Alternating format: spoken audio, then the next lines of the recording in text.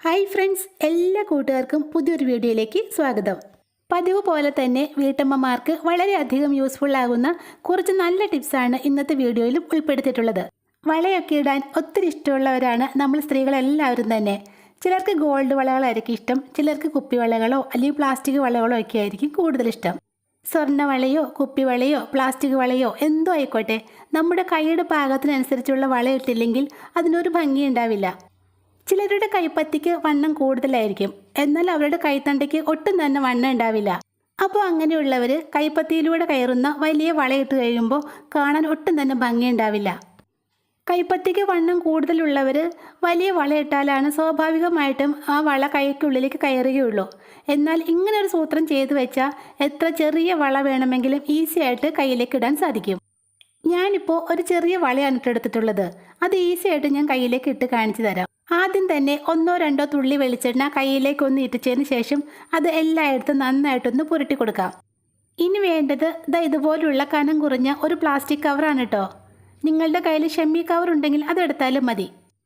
ഇനി നമ്മളെ എണ്ണ പുരട്ടിയ കൈ ഉണ്ടല്ലോ, അത് ഈ കവറിനുള്ളിലേക്ക് ഇതുപോലെ ഒന്ന് ഇട്ട് കൊടുക്കാം. ഇനി ഈ കവറിന് മുകളിലേക്കും ഒരു തുള്ളി വെളിച്ചെണ്ണ ഒഴിച്ചതിന് ശേഷം നന്നായിട്ടൊന്ന് പുരട്ടി കൊടുക്കാം. കവറിൽ എണ്ണ തൂത്തതിന് ശേഷം നമുക്കിടാനുള്ള വളയെടുത്ത് ഇതുപോലെ ഒന്ന് ഇട്ട് കൊടുത്താൽ മതി. കൈ ഒട്ടും തന്നെ വേദനിക്കാതെ നമുക്ക് വളയിടാൻ സാധിക്കും. കണ്ടോ എത്ര ഈസി ആയിട്ടാണ് ഞാൻ വളയിട്ടതെന്ന് നോക്കിയേ. ഇട്ട വള ഊരിയെടുക്കാൻ നമുക്കിതുപോലെ തന്നെ ചെയ്താൽ മതി.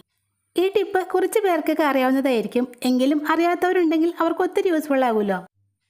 ഇതുപോലെ ചായ തിളപ്പിച്ചതോ പാൽ തിളപ്പിച്ചതോ ആയ കരിഞ്ഞു പിടിച്ച പാത്രങ്ങളൊക്കെ ക്ലീൻ ചെയ്യാനാണ് നമ്മൾ ഇതുപോലുള്ള സ്റ്റീലിൻ്റെ സ്ക്രബ്ബറൊക്കെ യൂസ് ചെയ്യാറുള്ളത്.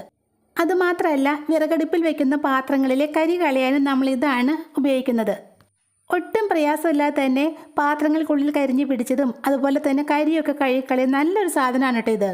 പക്ഷേ വളരെയധികം സൂക്ഷിച്ച് ഉപയോഗിച്ചില്ലെങ്കിൽ നമ്മുടെ ആരോഗ്യത്തിന് തന്നെ ഭീഷണിയാകുന്ന ഒന്നാണിത്.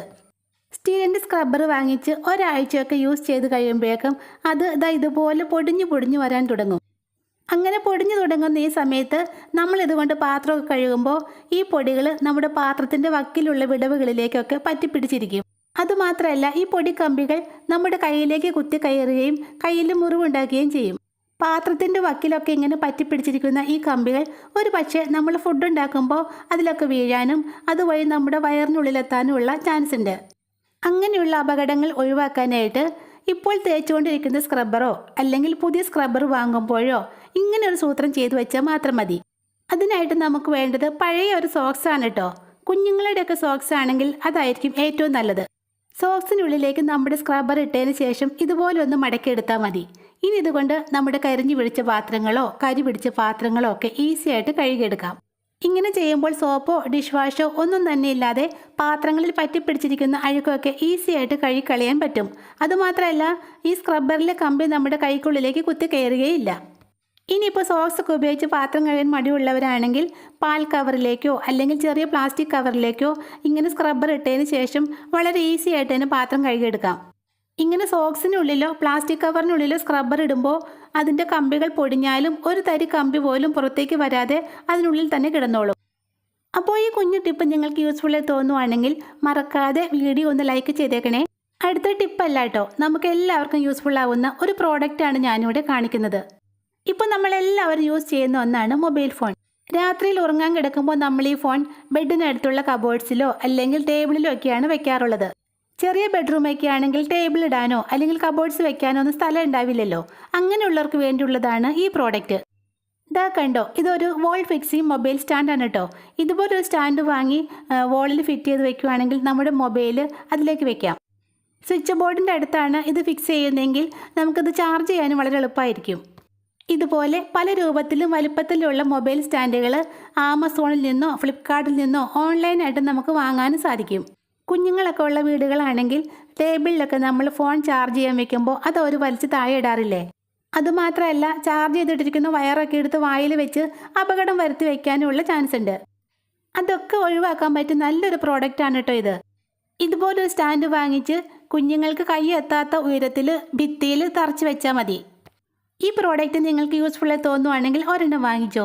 പിന്നെ ഇത് പ്രോഡക്റ്റ് പ്രൊമോഷൻ വീഡിയോ ഒന്നും അല്ല കേട്ടോ. യൂസ്ഫുള്ളായ ഒരു പ്രോഡക്റ്റ് കണ്ടപ്പോൾ ഒന്ന് പറഞ്ഞതേ ഉള്ളൂ. കിച്ചൺ സിങ്കിലിട്ടാണ് നമ്മളെല്ലാവരും തന്നെ പാത്രമൊക്കെ കഴുകിയെടുക്കുന്നത്. പാത്രം കഴുകുന്നത് മാത്രമല്ലല്ലോ, വെജോ നോൺ വെജോ അങ്ങനെയുള്ളതെല്ലാം കഴുകുന്നതും ക്ലീൻ ചെയ്യുന്നതും ഒക്കെ ഈ സിങ്കിൽ വെച്ച് തന്നെയല്ലേ. മുറ്റത്തൊക്കെ വെച്ച് ചെയ്യുന്നവരുണ്ടാകും, എന്നാലും ഫ്ലാറ്റുകളിലൊക്കെ താമസിക്കുന്നവർക്ക് ഈ സിങ്ക് തന്നെയാണ് ഒരാശ്രയം. സിങ്കിൽ വെച്ച് ഇങ്ങനെ പാത്രങ്ങളൊക്കെ കഴുകി കഴിയുമ്പോഴേക്കും നമ്മുടെ ഡ്രസ്സെല്ലാം നനഞ്ഞ് ചീഞ്ഞ് കൊള്ളായിട്ടുണ്ടാകും. മാത്രമല്ല മീൻ ഇറച്ചിയൊക്കെ കഴിക്കുന്ന സമയത്ത് അതിൻ്റെയൊക്കെ വെള്ളമൊക്കെ തെറിച്ച് നമ്മുടെ ഡ്രസ്സിന് വല്ലാത്തൊരു സ്മെല്ല് ഉണ്ടാകും. എത്ര കഴുകിയാലും ആ സ്മെല്ലോട്ട് പോവുകയുമില്ല. ചിലരൊക്കെ ഇതുപോലുള്ള ഏപ്രണൊക്കെ കെട്ടിയതിന് ശേഷമാണ് പാത്രമൊക്കെ വാഷ് ചെയ്യാറുള്ളത്. ഇങ്ങനെയുള്ള സാധാ ഏപ്രണൊക്കെ കെട്ടി പാത്രം കഴുകിയെടുക്കുമ്പോൾ ആ ഏപ്രണും നനയും, നമ്മുടെ ഡ്രസ്സും നനയും. നമ്മുടെ സാധാ ഏപ്രണിലേക്ക് വെറും 4 പിന്ന് കൊണ്ട് ഇങ്ങനെ ഒരു സൂത്രം ചെയ്തു വെച്ചാൽ ഇനി എത്ര പാത്രം കഴുകിയാലും ഒരു തുള്ളി വെള്ളം പോലും നമ്മുടെ ഡ്രസ്സിലേക്ക് തെറിക്കില്ല. അതുമാത്രമല്ല, ഈ സൂത്രം ചെയ്താൽ നമ്മുടെ ഏപ്രണും ഒട്ടും തന്നെ നനയില്ല. ഞാനിവിടെ ഇതുപോലെ ഒരു സാധാ ഏപ്രണാണ് എടുത്തിട്ടുള്ളത്. ഇനി ഇത് നമുക്കൊരു വാട്ടർ പ്രൂഫ് ഏപ്രണാക്കി മാറ്റിയെടുക്കാം. വളരെ ഈസി ആയിട്ട് എല്ലാവർക്കും ചെയ്യാൻ പറ്റുന്ന ഒരു ടിപ്പാണ് കേട്ടോ ഇത്. അതെന്താണെന്ന് നോക്കിയാലോ. നമ്മൾ സാധനങ്ങളൊക്കെ വാങ്ങിച്ചുകൊണ്ട് വന്നിട്ട് വെറുതെ വലിച്ചെറിഞ്ഞ് കളയുന്ന ഒരു ഷെമ്മി കവറും 4 പിന്നും മാത്രം മതി നമ്മുടെ ഏപ്രൺ വാട്ടർ പ്രൂഫ് ആക്കിയെടുക്കാൻ. ഞാനിവിടെ അത്യാവശ്യം വലുപ്പമുള്ള ഒരു ഷെമ്മി കവറാണ് എടുത്തിട്ടുള്ളത്. ഇനി ഇതിൻ്റെ 2 അറ്റവും നമുക്കൊന്ന് മുറിച്ച് മാറ്റാം. കവറിൻ്റെ താഴ്ഭാഗവും മുകൾ ഭാഗവും മുറിച്ചതിന് ശേഷം അതിൻ്റെ ഒരു സൈഡൊന്ന് മുറിച്ച് ഓപ്പൺ ആക്കി എടുക്കാം. ഇപ്പോൾ നമ്മുടെ കവർ റെഡിയാക്കി എടുത്തിട്ടുണ്ട്. ഇനി നമ്മുടെ സാധാ ഏപ്രൺ ഒരു ടേബിളിലേക്ക് ഒന്ന് വിരിച്ചിട്ട് കൊടുക്കാം.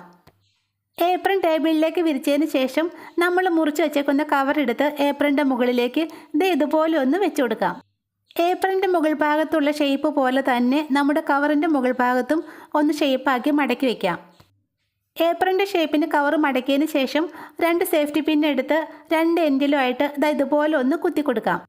ടോപ്പിൽ പിൻ ചെയ്തതിന് ശേഷം നമ്മുടെ സൈഡ് ബാൻഡ് ഉണ്ടല്ലോ, വള്ളി കെട്ടുന്നിടം, അവിടെയും ആ കവർ ഇതുപോലെ ഒന്ന് മടക്കി വെച്ചതിന് ശേഷം 2 അറ്റത്തും ഓരോ പിൻ കുത്തി കൊടുക്കാം. ഞാനെടുത്ത കവറിന് വീതി കുറവായിരുന്നു കേട്ടോ, അതാണ് ഇത് അങ്ങ് എത്താത്തത്. നിങ്ങൾ കുറച്ച് വലിയ കവർ എടുത്താൽ മതി. മുകളിലും സൈഡ് ബാൻഡിലും കവറും ഏപ്രണും ചേർത്ത് നന്നായിട്ട് പിൻ ചെയ്ത് കൊടുക്കണം. അടുത്തതായിട്ട് നമുക്ക് ഈ കവറിന് എത്ര ഇറക്കം വേണമെന്ന് വെച്ചാൽ അതെടുത്തിട്ട് ബാക്കി അങ്ങോട്ട് മുറിച്ച് കളയാം. 10 പൈസ പോലും ചിലവില്ലാതെ വളരെ ഈസി ആയിട്ട് നമ്മളൊരു അടിപൊളി വാട്ടർ പ്രൂഫ് ഏപ്രൺ ഉണ്ടാക്കിയെടുത്തത് കണ്ടോ. ഇതിട്ട് ഞാൻ പാത്രം കഴുകി കാണിച്ചു തരാം കേട്ടോ. സാധാ ഏപ്രൺ കെട്ടി പാത്രം കഴുകുന്നതും ഇതുപോലുള്ള വാട്ടർ പ്രൂഫ് ഏപ്രൺ കെട്ടി പാത്രം കഴുകുന്നതും തമ്മിലുള്ള വ്യത്യാസം നിങ്ങളൊന്ന് കണ്ടു നോക്ക്. കണ്ടോ, എത്ര പാത്രം കഴുകിയാലും എത്ര വെള്ളം വീണാലും നമ്മുടെ ഡ്രസ്സ് ഇനി ഒരു തുള്ളി പോലും നനയില്ല. ഡ്രസ്സ് മാത്രമല്ല കേട്ടോ, നമ്മുടെ ഏപ്രണും ഒട്ടും തന്നെ നനയില്ല. ഇങ്ങനെ ഒരു കവർ പിൻ ചെയ്ത് വെക്കുകയാണെങ്കിൽ നമ്മുടെ ഏപ്രൺ എന്നും കഴുകേണ്ട ആവശ്യമൊന്നുമില്ല കേട്ടോ. ആഴ്ചയിലൊരിക്കൽ ഒന്ന് വാഷ് ചെയ്തെടുത്താൽ മതി. അതുമാത്രമല്ല, കവർ അഴുക്ക് പിടിക്കുകയോ കീറി പോവുകയോ ചെയ്താൽ അത് മാറ്റിയിട്ട് വേറെ കവർ പിൻ ചെയ്ത് കൊടുക്കുകയും ചെയ്യാം. തുന്നലും തയ്യലും ഒന്നും അറിയാത്തവർക്കും വളരെ എളുപ്പത്തിൽ നിമിഷ നേരം കൊണ്ട് ചെയ്യാൻ പറ്റുന്ന ഒരു ടിപ്പല്ലേ ഇത്. അപ്പോൾ ഇന്നത്തെ ടിപ്സിൽ ഏതെങ്കിലും ഒന്ന് നിങ്ങൾക്ക് യൂസ്ഫുള്ളായി തോന്നുവാണെങ്കിൽ മറക്കാതെ ഈ ചാനൽ ഒന്ന് സബ്സ്ക്രൈബ് ചെയ്തേക്കണേ. താങ്ക്